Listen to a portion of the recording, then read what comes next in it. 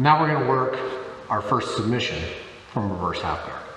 And I'm gonna be nicer on this one. I'm gonna go ahead and sit off on the floor a little bit so things are a little bit more peaceful in Donovan land.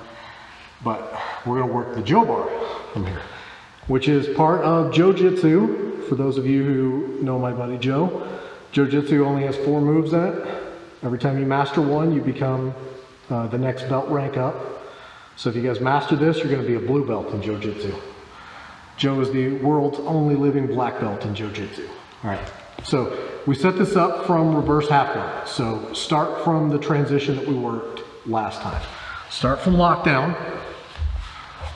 From here, slide through, tuck at the hip, make the turn, keep everything tight, kick out, walk up to his butt. He should not be able to get locked down back at this point. He can still maybe get some kind of half guard, but in terms of getting locked down, lockdown is gone. The Joe bar is a knee bar on this leg, not the outside leg. But in order to set this up, we're gonna grab this leg first because I don't want Donovan's hips to turn over, okay? So I'm gonna do a little bit of distraction by coming down here. I'm gonna be grabbing at Donovan's foot, wherever I can get it, and then I'm going to pass this out, and I'm gonna grab it almost like I'm going for a toe hold on his far leg. I'm not actually going for a toe hold, I just want a grip in place to immobilize this leg so he can't turn his hips. From here, this is part of why I was telling you guys last time that it was critical to pinch your hip really tight up against his hip, because it's gonna set up the Joe bar. If you don't have that tight hip pinch, this isn't gonna work.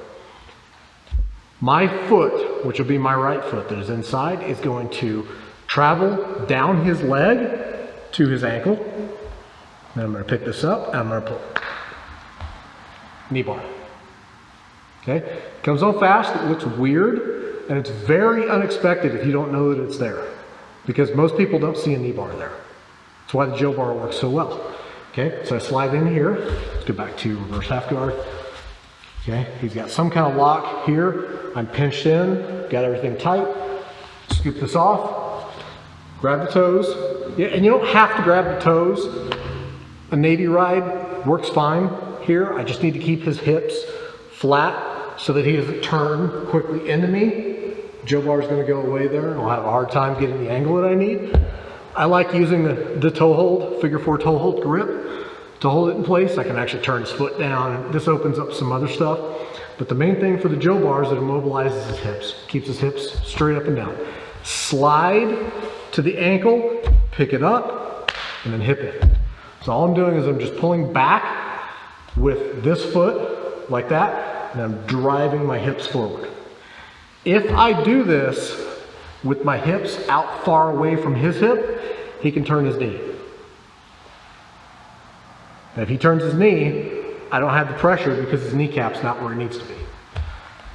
By grinding my hip up against his, it locks it in place and keeps him from being able to turn it. So let's turn, give it a couple different angles. So starting from lockdown, he's got me locked out, I break the clinch, slide through, turn, reverse half guard, kick out, move that foot up. Work on this leg, pop it out, grab, I don't have the toes, but that's okay. Pinch, slide out, hook, knee bar.